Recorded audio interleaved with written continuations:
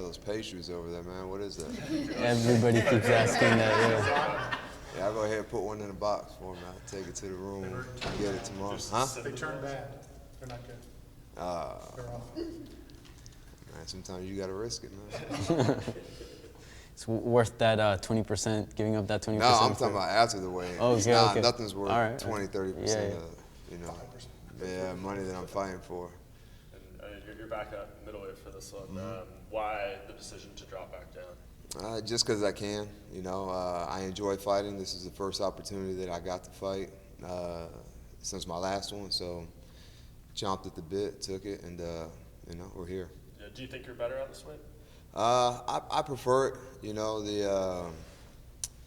you know, every time I hit one of these middleweights, you know, you see what happens. They go flying across the cage or they're on their back. So, you know, middleweight or light heavyweight, you know, it takes a little bit more. Those guys are a lot bigger. So, you know, I can make the weight. You know, it's just like the last 2 or 3 pounds, that, you know, but that's for everybody regardless of what weight class you're fighting. So, now I've never missed weight, so, you know, it's not like an issue or anything like that. What lessons do you take from the move up?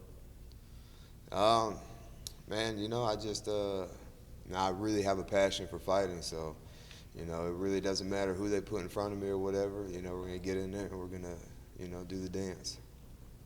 What would you make of this matchup when they came to you? I know you said it was just the first one. Did it even matter? Like, you just take it? Nah, man, you know, man, you can ask anybody in the UFC or my manager, whatever name comes across, you know, there's, you know, seldom any hesitation to accept the fight, so, you know.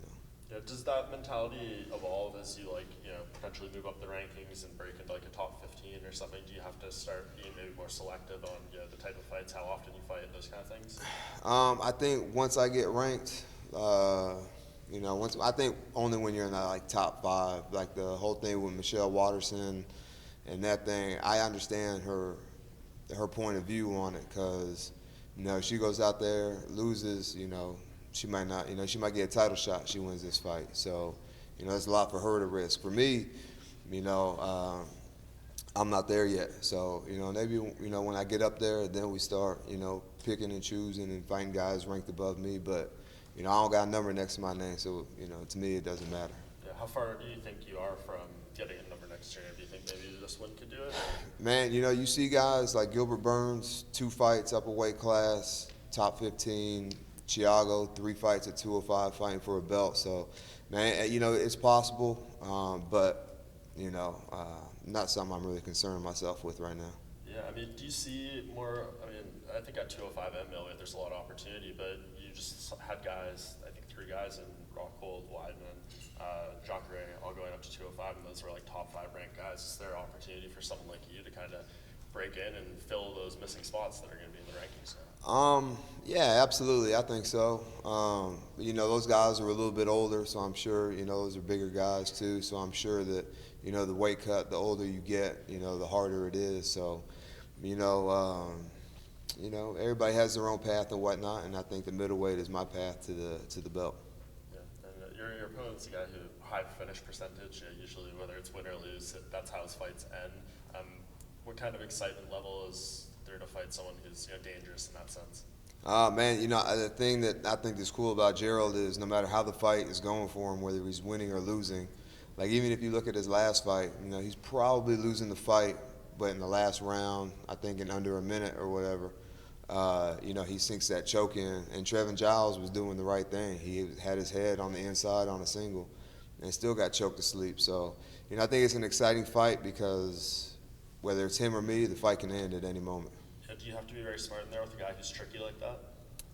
Man, you know, let's not play coy or stupid, man. I'm on a mission. You know, every time I step in there, it's to do one thing, and that's to win in, you know, devastating fashion. So, you know, I'm not going to be hesitant or not engage or do, whatever, because I don't want to risk getting submitted or nothing. I'm going to go in there, I'm going to fight, and, you know, let the cards fall as they may.